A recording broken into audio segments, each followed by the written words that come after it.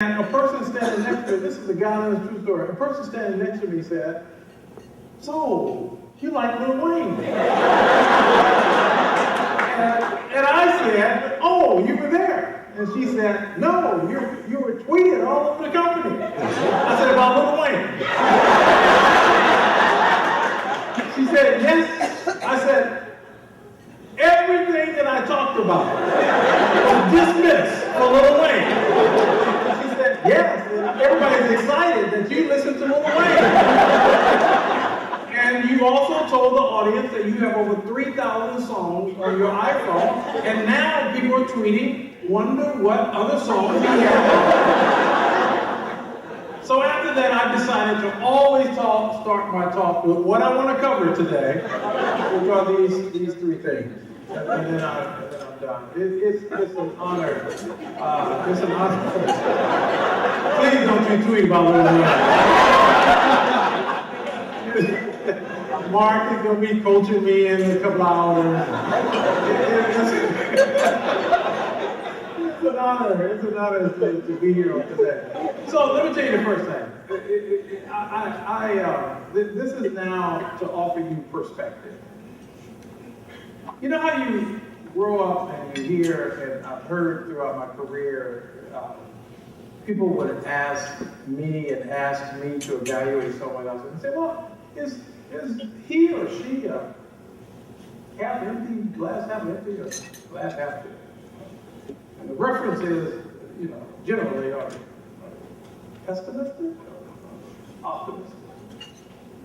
And people actually respond to that. So, well, actually, you seem to think ahead and positive attitude. And I think they're definitely working from the glass is half full.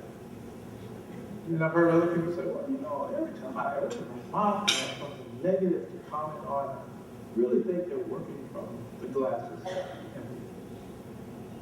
And as I continue to assess life, circumstances,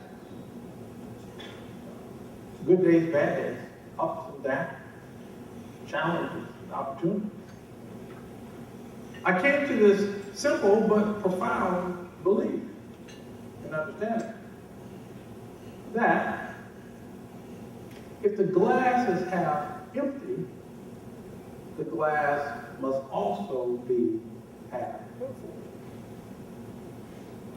and vice versa. It changed my perspective on looking at the complex issues of life, especially as a person of color, African American, Black, Negro. We have all kinds of, and I'm all of that. And so we cannot deny the fact that we have made significant progress in this country. It's half full. We have an African American president.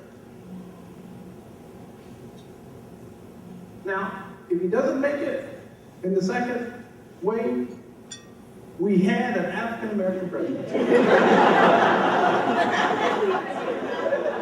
But as of right now, we have an African American president.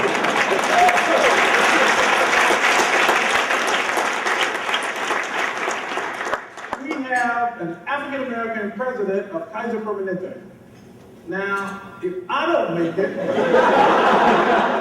past the end of this year, we had an African American president. Look in this room. All color, persuasion, perspectives, right here. Look at the opportunities that we have to us today. That my grandfather, if he were alive, he wouldn't believe what he is witnessing today. So it's half full. At the same time, we have 47 million people today in this country, this great, prosperous country, who cannot get access to care in the right way. waiting until you are so sick that you go to the emergency department is not the right way to get care in this country. But if that's the only access point, then when you are too sick to stand, too sick to tolerate the pain anymore, you will figure out what to do. And there are laws that make sure that in our hospital systems across this country, all of our hospital systems across this country, if you present yourself with an illness, we have to take care of you in this country. But that's not necessarily the best way to get care. So the glass is half empty, and the glass is half full. So every single one of us have a right not to be satisfied and complacent, think that we have arrived because we understand that the glass is half full. Because I'm sure that each and every one of us can in fact debate the other issue, which is the glass is empty.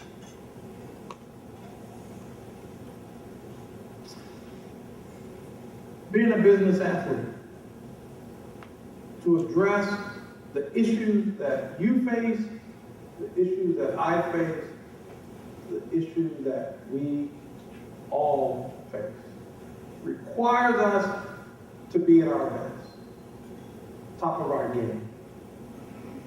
I talk to and mentor executives and others around the country, especially ones who are starting up in corporate America or have the aspiration to be great. I often talk to them about, if you haven't done it from this day forward, think about yourself as you incorporated. Think about yourself as a walking corporation. You're going to make money, that's your income. You're going to spend money, that's your expense. You're going to buy homes and cars and all that stuff, that's your capital. And the most important thing about you incorporated is your brand and your reputation. And many of us who grew up, during the times in which we grew up, especially people of color, were taught early on through this philosophy that you have to be twice as good. I was taught. Many of you were taught. When you go in that room, you better be on your game. You have to go the extra mile. You have to be better. And for a while, that was viewed as a burden, as an extra load that we have to carry. But now, I talk to executives all over the country and tell them, absolutely, you should be on your game. You should be the best. Because at the end of the day, many of us are a business athlete. And it is no different than a baseball player, a basketball player, a football player. They practice, and they practice, and they practice, and they perfect their profession. And I said to someone, you put me on a baseball field, and you give me a bat, and you put a pitcher out there that's going to throw a ball 100 miles an hour, and I will freak out under stress. I will absolutely freak out under stress.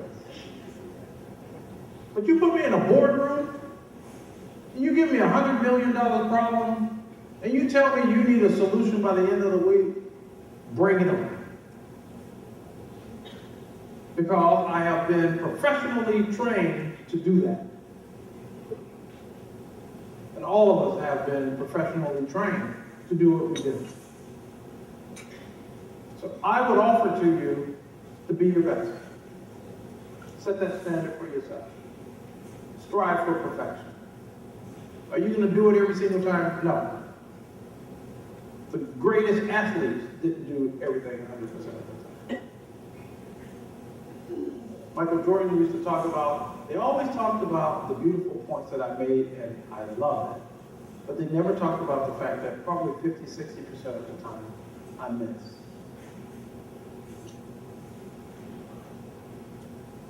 So, perfect it.